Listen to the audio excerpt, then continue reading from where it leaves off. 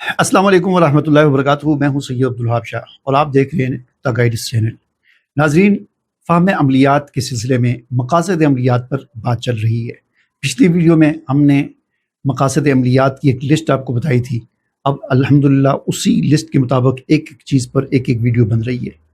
पिछली जो वीडियो थी उसमें हमने ज़ाहिरी जो बीमारियां हैं, जिस्मानी बीमारियां जिसको हम कहते हैं, जिसमें दर्द हो जाता है जिस्म में, गुर्दे में पथरी है, फ़लाँ फ़लाँ फ़लाँ, तो इनके इलाज के लिए अमलियात की तरफ जाने का हुक्म क्या है, उस पर हमने बात की थी। वो वीडियो अगर आपने नहीं देखी तो उसका लिंक आपको ऊपर या नीचे डिस्क्रिप्शन में नज़र आ जाएगा, तो उस वीडियो को आप देख लें।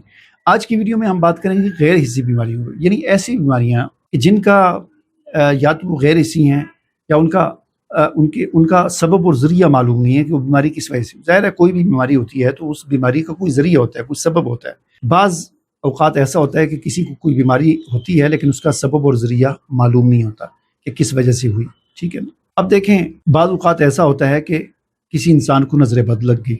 अब नज़र बद लगने से वो आदमी बीमार हो गया। अब बीमारी तो नज़र आ रही है कि उस आदमी को बुखार चढ़ गया, हाथ लगाते हैं उसका जिस्म गर्म है, या जो भी बुखार की अलामात होती हैं वो सारी हमें नज़र आ रही। तो क्या पता चला कि सबब तो पोशीदा है, वो नज़र आने वाली चीज़ नहीं है। नज़र बद, अब हमें क्या पता नज़र लग गई है क्या हुआ, तो सबब तो पोशीदा है, लेकिन उसका असर जो हुआ है इंसानी जिस्म पर वो तो ज़ाहिर है, वो तो नज़र भी आ रहा है, महसूस भी हो रहा है, चाहे वो बुखार हुआ है या चाहे कोई और हादसा हुआ, जो भी हुआ। तो नज़र बद का जो मसला हुआ है किसी भी इंसान के साथ, वो ज़ाहिरी होता है, वो नज़र आ रहा होता है। लिहाजा इसके इलाज में भी अव्वल दर्जे में हमें तिब्बी और मेडिकली तौर पर उसका इलाज करना चाहिए। मिसाल के तौर पर किसी को नज़र बद से बुखार हो गया, अब हमें तो नहीं पता कि नज़र बद लगी है, हमें तो यही पता है कि हमने देखा बुखार है, पसीना है और सर्दी लग रही है, जो भी उसकी अलामात हैं सारी नज़र आ रही हैं। तो अब हमें पहले दर्जे में वही ज़ाहिरी बीमारी के लिए जो ज़रूरी असबाब और ज़राए हैं उनको इख्तियार करना चाहिए, यानी किसी डॉक्टर, हकीम या जो मुआलिज होते हैं तिब्बी इलाज के, उनके पास जाकर उस बीमारी का इलाज करवाया जाए। दूसरे दर्जे में हम फिर जो है वो उन ज़राए को भी इस्तेमाल कर सकते हैं जो नज़र बद को उतारने के लिए होते हैं, उनको भी इस्तेमाल किया जा सकता है, ठीक है, उनको भी कर सकते हैं। ज़ाहिर है वो हमें पता चलेगा किसी तरीके से, किसी ज़रिए से, या हमें कोई अंदाज़ा होगा, या हम एक गुमान करेंगे यार शायद इसको नज़र लग गई हो, तो फिर हम वो तरीका भी इख्तियार कर सकते हैं जो नज़र बद को उतारने के लिए दम होता है, दम वगैरह, या जो भी तरीका है वो हदीस में जैसा कि आता है, उसके जो मुस्तामल पानी होता है जिसकी नज़र लगी, अगर आपको पता चल गया कि इसकी नज़र लगी है तो उसका इस्तेमाल शुदा पानी जो है वो उसके जिस्म पर डाला जाए, इससे भी नज़र उतर जाती है, ठीक है ना। तो अर्ज़ करने का मकसद ये है कि बीमारी अगरचे उसका सबब पोशीदा हो लेकिन उसके असरात ज़ाहिर होते हैं। इसी में आ जाता है जादू। किसी आदमी पर कोई जादू हुआ, अब जादू ज़ाहिर है जो जादूगर होते हैं किस मकसद के लिए उसने जादू किया, उसके मुख्तलिफ वो मकासद होते हैं। मसलन किसी जादूगर ने किसी आदमी पर ऐसा जादू किया कि उसको बीमार करने के लिए उसने जादू किया, ठीक है ना। उस जादू के असरात उस आदमी पर बीमारी की सूरत में ज़ाहिर हुए। तो ज़ाहिर है जब बीमारी की सूरत में ज़ाहिर हुए, हमारे पास तो कोई ऐसा यकीनी ज़रिया नहीं है जिससे हमें पता चले कि इसको, इस पर जादू के असरात की वजह से बीमार है। हम तो देखेंगे इसको बुखार है, हम देखेंगे इसको ये मसला है जिस्मानी तौर पर, तो हम उसी अव्वल दर्जा में हम मेडिकली और तिब्बी इलाज उसका करवाएंगे। लेकिन ज़ाहिर है जादू के असरात ऐसे होते हैं बाद औक़ात कि ज़ाहिर है वो जो जादू किया हुआ है उसकी वजह से वो बीमारी ख़त्म नहीं हो रही होती, इलाज भी हो रहा होता है। तो फिर हम दूसरे दर्जे में जादू को ख़त्म करने के लिए जो असबाब और ज़राए हैं उनको इस्तेमाल कर सकते हैं। लेकिन यहाँ पर भी बात वही आ जाती है कि शरीयत के दायरे में रहते हुए। देखें उसमें दम आ जाता है, उसमें हमें हुज़ूर नबी करीम सल्लल्लाहु अलैहि वसल्लम की ज़िंदगी से, आपकी तालीमात से ये चीज़ मिलती है कि आप सल्लल्लाहु अलैहि वसल्लम पर भी जो जादू हुआ और उसके असरात 5-6 महीने तक आप पर रहे, जिस किस्म के भी असरात थे 5-6 महीने तक रहे, उनसे निजात आप सल्लल्लाहु अलैहि वसल्लम ने कैसे हासिल की? कि आप सल्लल्लाहु अलैहि वसल्लम ने कोई तावीज़ गले में लटकाया, कि आप सल्लल्लाहु अलैहि वसल्लम ने कोई काले बकरे, काले मुर्गे और हांडियाँ, दाल की हांडियाँ, फलां हांडियाँ, और ये जितना कुछ अमलियात वाले करते हैं, गोश्त की पाबंदियाँ और ये वो, क्या ये चीज़ें इख्तियार की? नहीं, आप सल्लल्लाहु अलैहि वसल्लम ने ऐसा कोई कुछ नहीं इख्तियार किया।